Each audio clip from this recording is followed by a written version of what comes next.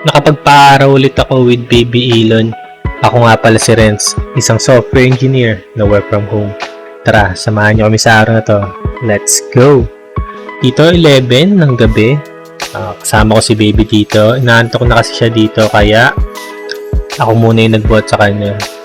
And tulog na agad siya dito. 5:06 AM. Yun na tulog tayo. Pati si Baby Elon. Pakita ko lang yung view ng Manila. Si wife yung kumuha niyan.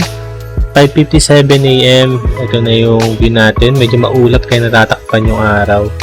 Kasi ako, katabi ko si Baby dito. Nilapit sa akin ni mami niya. Yan. Buti na lang behave siya. Hindi siya gumagalaw. Kaya ginagawa ko dyan. Yakap ko siya.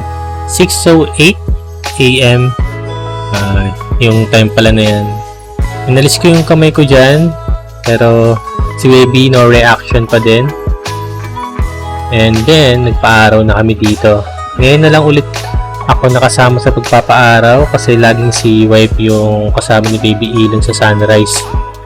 Lumipad na kami ibang pwesto. Ang ganda ng view dito ng araw. Ang view naming tatlo dito. Kitang-kita mo yung yung araw sa gitna namin. So, si Baby Elon, buti hindi siya umiiyak. Kiss lang natin. Yan. Dito lumabas ako. Ito yung dating pwesto namin. Ang bilis niya lumaki. Dati, sobrang late na lang. Ngayon, ang laki na siya. Magto 2 months na. Binigyan ako ni wife ng barley. Inumin na natin dito. Medyo mabagal lang kasi inaantok pa ako niyan. Yun lang. Tapos napaburp pa ako dyan. Dito, tapos na magpa-araw kaya nilagay niya siya sa kama. And kinakausap lang siya dito ni mami niya. Gusto niya magsalita.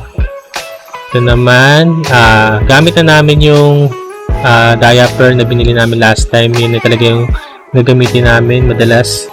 Kasi mas siya, comfortable siya kay Baby Elon. Ito naman, nanonood siya ng Miss Rachel. Every morning niyang routine. Nagluto lang si wife dito ng ham pang breakfast. Ito na, uminom na tayo ng yogurt. And then, uminom tayo ng ating 2 liters of water. Nakuupulan tayo ngayon. Tinatamad kasi tayo eh. After nyan, diretso tayo sa work.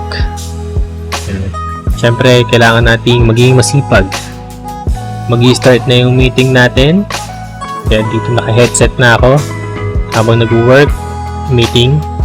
And kakain na tayo. Nagluto pala si wife na itong beef na may kalabasa and tidbits. So, tinikman natin. Sobrang sarap talaga ng luto ni wife. So, yun lang. Thank you for watching.